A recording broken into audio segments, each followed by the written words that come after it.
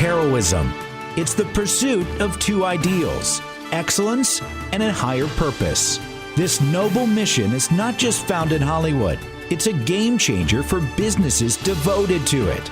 Almost all business owners launch their company to make a difference in the world around them.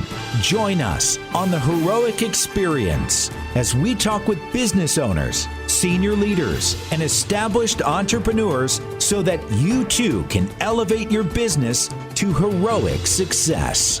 Now, here's your host, John D. Hanson. Welcome back to the Heroic Experience Show, brought to you by Kaufman Media. Check out their digital signage solutions and far more on their website, kaufmanmedia.com. That's spelled COFFMAN media.com.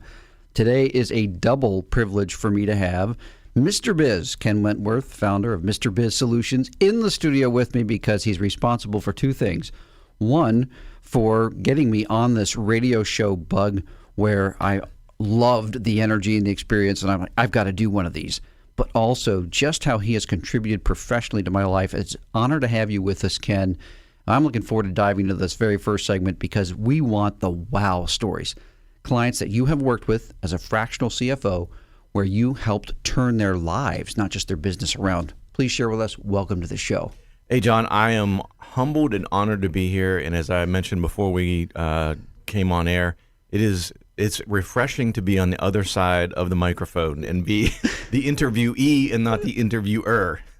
Well, I'm looking forward to our conversations. You know how fast 9 minutes flies. Yes. So kick us off with, right off the top of your head, like one of the best wow stories of a client that you served as a fractional CFO.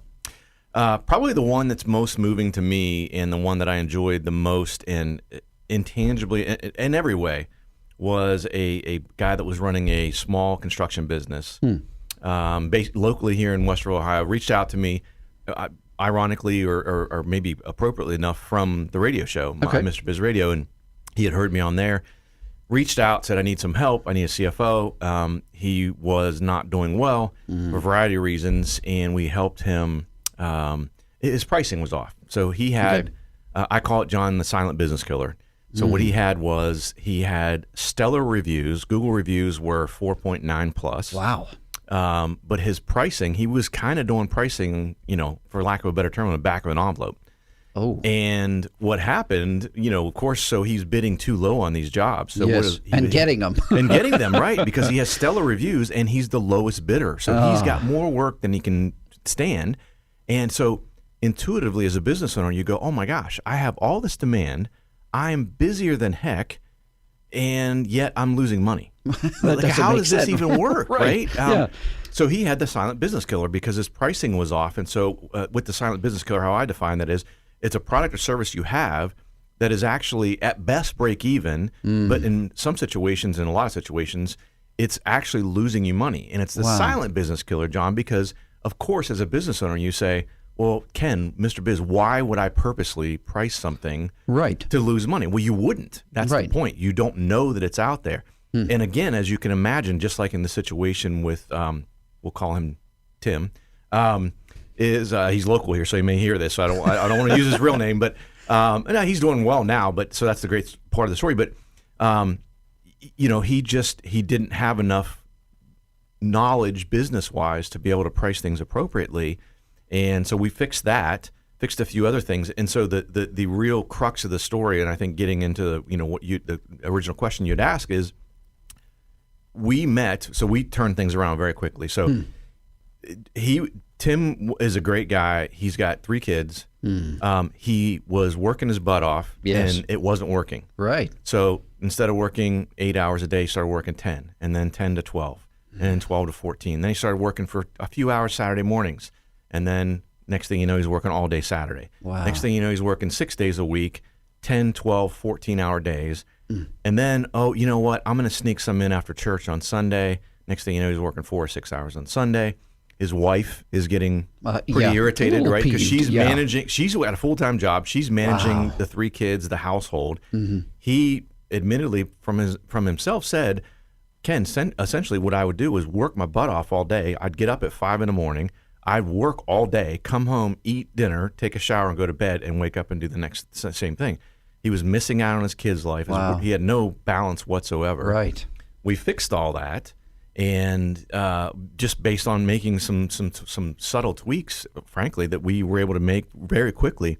And so again, the sort of the whole punchline of all this is he wanted to meet with me. We had just met recently, and he wanted to meet with me, and we met at a Panera Bread. It was where his job site was that day, and I happened to be in the area. And I said, "Hey, this is the closest place." We met at a Panera Bread, and we're sitting at one of these little two top tables, right? So pretty close. Yeah. And again, this guy's a construction guy. He's an old school, bloody knuckles, construction guy. Yeah. And he leans across the table and gets uncomfortably close in my space, right? And says, "I want to kiss you right now." And I said, Tim, first of all, you don't pay me enough for that. You can't afford that. And, so I said, what the heck's going on? And he said, I wanted to tell you this face to face. He said, you not only saved my business, but you saved my marriage. And he said, I didn't want to tell you this because I was so embarrassed, but, because of the lack of success in my business, my marriage was at risk, and I was going to counseling, and that wasn't working because my wife was frustrated, and I was frustrated that she was frustrated. Right. He said, I'm thinking, I'm working my butt off here. What else do you want me to do? Right. It's not like I'm not trying. It's not like I'm being lazy here. So he was super frustrated and trying to work through all that. And now that things are so much better, and he said, I work 5 10-hour days now. I do nothing at all on the weekends work-wise, nothing. So I have the entire weekend for my family. And he said, the 10-hour days, I'm fine with that. 50 hours a week is not bad for a business owner. Right. And he said, so, and I get up and I start my day at 5 a.m. Right. And he's like, I'm done at 3 o'clock in the afternoon. So I'm even done by the time my kids get out of school. Right, right. And he said, it's so much better. He said a couple things. So first of all, he said, again, this is Tim, who's the construction guy, not a lot of filter. He said, so Ken, you're saving me money on marriage counseling because we don't have to do that anymore. And I said, it's TMI. It's too soon. Okay, too soon. I'll speak for your wife. And he said, now I got the flip problem. And he kind of was being joking about it. He said, now my wife sees me too much. And she's like, don't you have work to do? But honestly, it was very moving for me. That day, when I left that Panera Bread, John, it's so rewarding for me. And I absolutely love what I do because of the impact that I can have, not only helping people run their businesses more profitably, more efficiently, but knowing that the knock-on impact of that is to their family, to their entire lives. And again, a lot of small businesses, as you know, John, are family-owned. Yep. And have family members in the business. So if that business fails, think of the financial impact and mental impact on the entire family. If people all of a sudden 6 or 8 family members are out of a job, and so that day, and I came home, shared the story with Mrs. Biz, who's a nurse, so very feeling person. And she started crying. She doesn't even know this guy. Right. And she started to cry. And she said, did you have any idea when you left JP Morgan that you could have this type of impact? So absolutely crazy. It's my favorite story. I love it. It's what helps get me up every day, Yeah. Yeah. Literally making a difference in people's lives. That old adage of eventually you need to be working on your business, not in it. But some people just don't know how to make that transition from that rut of try crank up the red treadmill, go faster and faster so that we get more revenue, and it's a self-defeating cycle. You set up the T really well because you talked about JP Morgan Chase. Well, the second segment is going to cover that, your story. A lot of people don't know your story. I am privileged to know a lot about your story, so I am very much looking forward for our listeners to hear that when we come back after the break. Inspire, influence, and connect your audience with digital signage. Kaufman Media offers customizable digital signage solutions designed to meet your company's specific goals. Whether you need digital menu boards for your quick service restaurant, digital displays for marketing in your retail stores, or wayfinding and unified communications for your schools, your corporations, or your healthcare facility, our customizable, affordable options and proven experience make us the only partner you'll need for your next digital signage project. Visit kaufmanmedia.com today to learn more. That's COFFMAN media.com. Would you buy a car from a dealer without a test drive first? for your business, a consulting partner is even more important. Accelerated Revenue is excited to announce the Take Us for a Test Drive event. Receive 2 exclusive workshops on customer experience and winning culture, a customized culture snapshot, and a leadership strategy session worth over $10,000, all in for just $2,500. Best of all, when you onboard our consulting team, we'll credit you the entire $2,500. Spots are limited, so visit our website today at accrev.com/test drive. Check out John's worldwide selling book, Wow Your Customers, 7 Ways to World-Class Service on Amazon. Now, once again, here's John. Welcome back to the Heroic Experience. We are proudly sponsored by Kaufman Media. Check out their digital signage solutions and far more on their website, kaufmanmedia.com. That's spelled COFFMAN media.com. So happy to have Mr. Biz, Ken Wentworth, founder of Mr. Biz Solutions, host of the Mr. Biz radio show, as my guest today. This is my favorite segment of the show, Ken, because we get to hear your story. I have a degree in history. I have a degree in business. I love business, but I love stories even more. So share with us as far back as you'd like to go. There's 2 elements I really want to touch on here, but your story. How did you get here? How did I get here? So I guess I'll go back. Let me go back to literally. I think it's a good place to start. As an entrepreneur, give you an idea of my early age entrepreneur. Yeah. So I played 4 sports growing up as a kid, and but I wanted, and this is going to date me, but I wanted a computer. And back then, it was a Commodore 64. My first computer was a 128. Okay. Yep. So I wanted one, and I knew how much they cost, and I needed to get a job. Well, to make money. Our family didn't have a lot of money, so. Normally at that, 10, 12 years old, I could be mowing lawns. Well, we lived in a very hilly area. So I wasn't even allowed to mow our own lawn because there were, giant hills and they didn't want me, chopping off my foot or something, right? You're right. And so that wasn't an option. So again, this is going to date me again, but I found out that I could be a paper boy delivery. Yeah, paper route. So I got a paper route and figured out after a week, I did collections and I even back then, my numbers nerd brain was working hard. I think I was 12 at the time. And I figured out quickly, I only had a certain number of weeks that I could do before the next sports season started. So I had a limited income earning ability, right? Right, yeah. Before sports started, and I wouldn't have time to do the paper delivery. So I started to figure out, how can I make more money with the paper delivery route? So at 12 years old, I'm kind of proud of this, actually. Yeah. I did a survey of my customers. And said, what does good service look like to you? What would be, what would cause you to want to tip for the service? What's the extra that I could do for you? And so about half the people responded. I put it in their newspapers, a little paper thing, right? And I said, just stick it in your mailbox and I'll pick it up when I deliver the paper the next day. About half the people responded within a couple of days, and I started enacting all the things they told me. And voice of the customer. Yeah. Some of them were very specific to, I had one, this elderly couple that it was difficult for them to get out to their mailbox to get the paper every day. So they said, if you could every day come to our side door, knock twice, the door will be unlocked, open it and put the paper inside the door and close the door. And they said that's good service for us. That helps us tremendously, especially when the weather gets bad and the icy sidewalks and all this other stuff. And again, they had some health issues. So I started to do that in order to make enough money, and I made enough money to buy my Commodore 64. So even all the way back then, just trying to figure everything out from a business perspective and pricing and all that kind of stuff, figuring that all out. Went to undergrad, got an accounting degree from Capital University here in Columbus, Ohio. Shout out to the Crusaders. They're now the Comets. Don't agree with it, but anyway, ended up graduated from there. Got a job in accounting out of school, worked in accounting for a couple of years at a predecessor of JP Morgan, Bank One. Okay. Left Bank One, went to JP Morgan. JP Morgan bought Bank One, so then I was all back together with a bunch of former coworkers. Did a whole bunch of things in the JP Morgan world. Worked in accounting, worked in operations, ran several operations groups. Was a finance manager, financial analyst, then senior analyst, then finance manager, and then became CFO for several different businesses. The last, I guess, probably 8 or 10 years I was at JP Morgan. I was the head of corporate planning and analysis, and was fortunate enough to get to the top 3% in the company. Wow. And was in the process this is the funny part of the story, is I was, my boss, I was in New York. I traveled to New York pretty often. A lot of people that I worked with were there. And he said, well, we're going to promote you. You're going to be in the top 1% of people in the company. And I also had, in that prior 3 to 4 months, come up with 2 revenue generating ideas.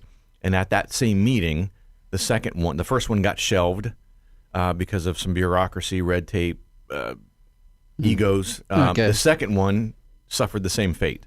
And it was sort of the straw that broke the camel's back for me. I had always wanted to kind of do my own thing, and I was going to do it, and then the economic sort of downturn in 08, 09 happened, and I got tapped on the shoulder to do a lot of cool things at JP Morgan. And so I kind of rejuvenated me in my corporate career. Fast forward, this was 2015, and I said, literally on the elevator ride, again, I'd always been thinking about doing my own thing, but after that second idea that had been shelved, I realized that I had developed a skill set, expertise, et cetera, over my time at my corporate career at JP Morgan, that I could be helping more people. I could be making a bigger impact, and I knew, based on those 2 projects that got shelved, those 2 ideas, that it wasn't going to happen there. So on the 48th floor elevator ride in 270 Park Avenue, Midtown Manhattan, down to the bottom floor where I was leaving the building to go to my next meeting, I decided I was going to leave. So the funny part of the story is I get to LaGuardia that night. I'm talking to my wife on the phone, and I said, Mark's going to promote me to the top 1%, et cetera. And she said, oh my gosh, all your hard work, this is great. And I said, and I'm going to leave. And I'm going to leave. And she said, oh, wait, your plane's leaving? You got to go? I said, no, I'm going to resign. No. She said, and there's a long pause. She said, did you get to the airport early? Have you been drinking? And I said, no, should I be? She goes, why don't you get a nap on the plane ride home, and we'll talk about this when you get home. Once I got home and explained to her sort of, where I was mentally and everything, she agreed with it, and she said, what are you going to do? And I said, I don't even know. I'll figure it out. I'm confident in my abilities, and I know that I'll figure it out. So I did. So the next time I was back in New York, a couple weeks later, I sat down with my boss, and we're talking about this top 1% thing. And I said, I just want to let you know, I don't want to, there's only so many slots at that level each year. And the quote unquote class that goes into that, there's a limiting number of people. It's not just unlimited. And it's based on, they want it, and it's a big top secret number. They only want so many people at that level in the company. So it depends from the year prior, how many people are gone from that level on how many get into the next class. And I didn't want to take someone's place knowing that I was going to leave. Right. And so I told my boss, I said, you need to take me out of this because I'm going to resign and not be around. I said, I don't even know what to do next, so I'll stick around as long as you want. And so he got up and closed his office door, and he's like, this is not how this conversation usually goes. He's like, what the heck's going on? And I explained it to him. And plus I knew at that level there was going to be more pressure on me to relocate to either New York City or London.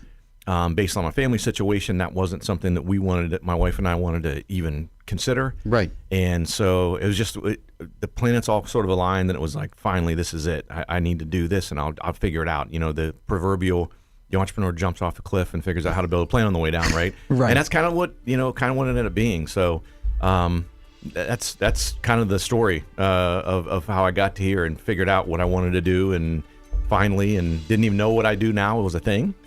But I absolutely love what I do. I am absolutely blessed 100% that I know for sure, without getting too deep into the philosophical or even religious aspect of it, but I know for sure I am what I'm supposed to be on the planet to do right now is what I'm doing. It took me a while to figure out what that is, but I figured and connected the dots and figured out, it's been kind of a winding path, but it took me to the point where I know now, and it took me 40 plus years to figure out this is what I'm here on the earth to do too. So totally get that. Another segment has flown. Stories, I just love it. They're so engaging, so fascinating. We're going to dive into this last segment about specifically what you do. Join us back after the break. Did you know that 70% of U.S. residents 12 and older recall seeing digital signage in the past week? Digital signage provides a 35% reduction in perceived wait time with a 30% increase in a customer's in-store browsing time. Kaufman Media offers customizable digital signage solutions designed to meet your company's specific goals. Christina said, "We love our digital signage. The software is easy to use and we can publish content in minutes. It allows for every department to be seen and have a voice." Visit KaufmanMedia.com today to learn more. That's COFFMAN Media.com. Attention event planners. Is your company or association planning a conference, seminar, or staff retreat? Are you looking for fresh ideas on high-demand topics like customer experience, leadership, empathy, customer service, earning and keeping trust, and more? Then you need to book John D. Hansen as your next speaker. Brooke said, "Great presentation. John's concepts help shift my thinking. A good fit for my life right now." read more testimonials, discover John's full list of speaking topics, check out pricing and more on our website, accrev.com/keynote. Would you like to be a guest on the Heroic Experience? Contact us at john.hansen@accrev.com. Now, once again, here's John. Welcome back to the final segment of the Heroic Experience show. Proudly sponsored by Kaufman Media. Check out their digital signage solutions and far more on their website, kaufmanmedia.com. That's spelled COFFMAN media.com.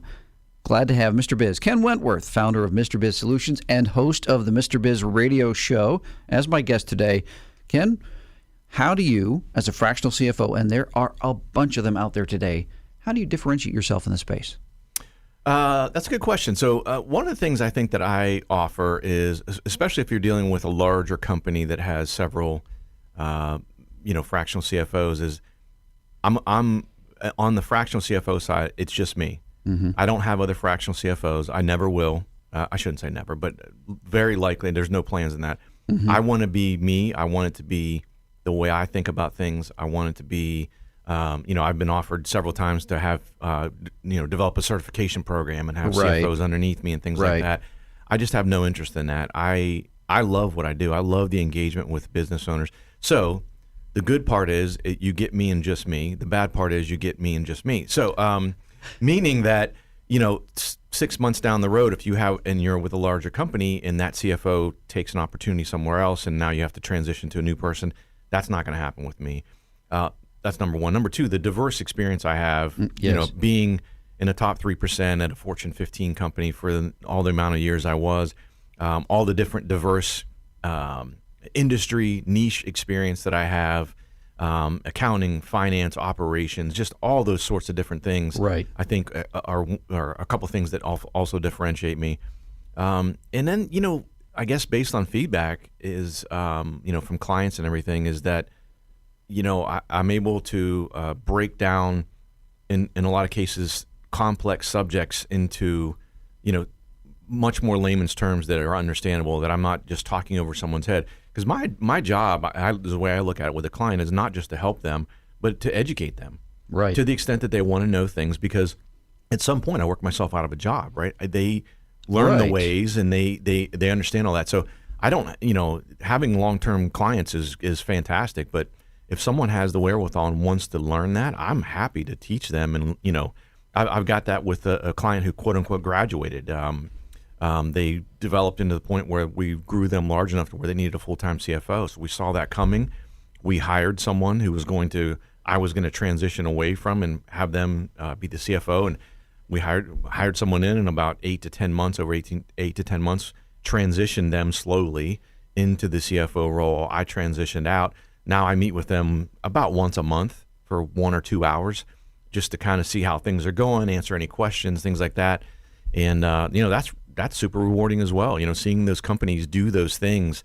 But, the other thing that I know, well, I shouldn't say I know, I haven't found another fractional CFO company that does it. I guarantee results. That's big. So, you hire me and I will guarantee you will get results, because I won't take on a client that I know I can't make a difference for. Right. I mean, just point blank, because I don't want to waste your time. I don't want to waste my time either. So I want to make sure that I can produce meaningful results for each and every client that I take on. So sure. So tagging along with that then, so who would be an ideal prospect? Because if you ask someone, the poor answer is, I can help everybody. No, you can't. You can't help everybody. There's a select, I had to learn this in networking, when someone asks you, who's your ideal prospect? What would that look like? And you can't say everyone. That doesn't help anybody. Mm-hmm. I can't recommend everyone to you. So by getting specific and dialing in this is who is a good fit for what we do, what would you say that would look like? Well, on the one-on-one side, which is limited, right? Because I only have so many, so many hours in the day of my time.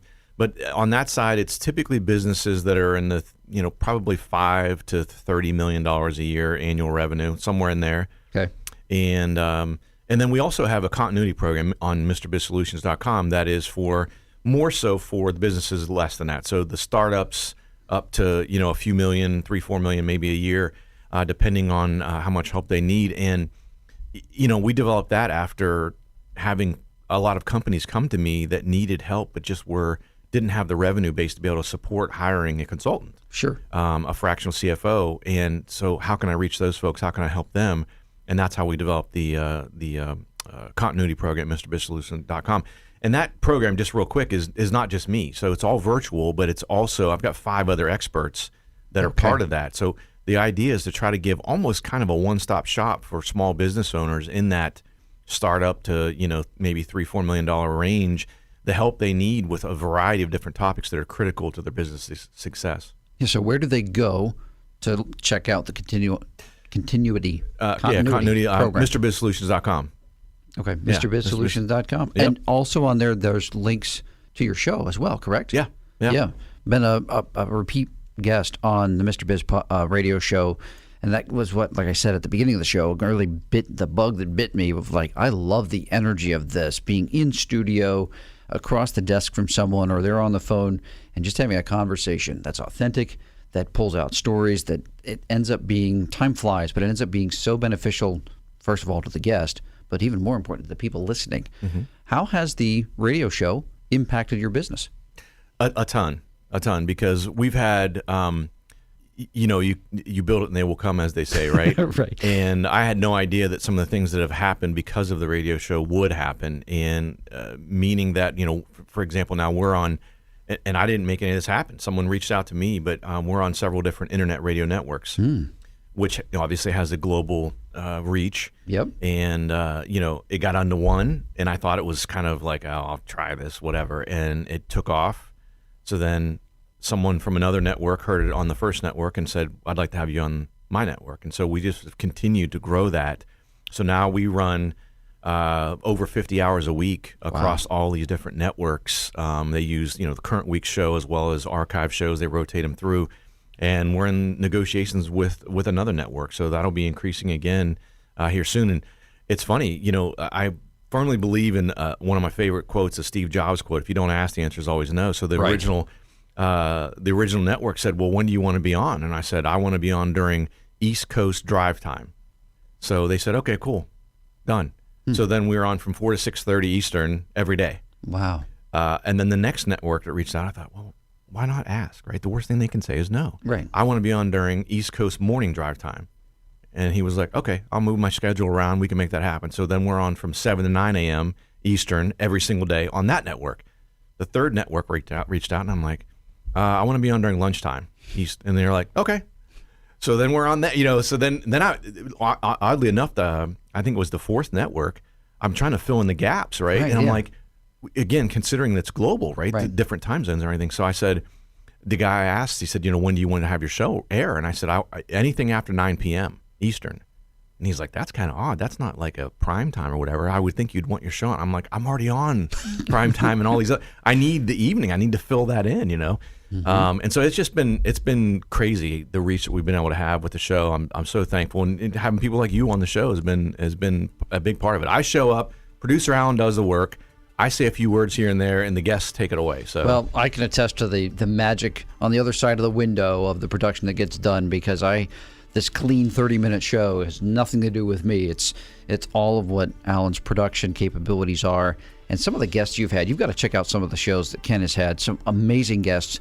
You had to be over the moon. We got 30 seconds left. Had to be over the moon to have Grant Cardone as your guest more than once. Yeah. That had to be a thrill for you. I've had Grant, I've had Elena, Brandon Dawson, one of Grant's partners. We've had a lot of really awesome guests, including you, John. So it was an honor every cool. time. Time flew just like it did today. Thank you so much for being in with us. If you want to hear this podcast, go to Podbean, Spotify, Google Podcasts, our website, YouTube. You can find it everywhere, because the heroic experience is achievable and we want to help elevate your business to heroic success. Join us next time. This has been the Heroic Experience. To learn how your business can be profitable and heroic, visit ACCREV.com. For access to free weekly content, subscribe to the Accelerated Revenue YouTube channel and follow John D. Hanson on LinkedIn. To listen to archived shows, find them on the Accelerated Revenue website under the Resources tab, ACCREV.com.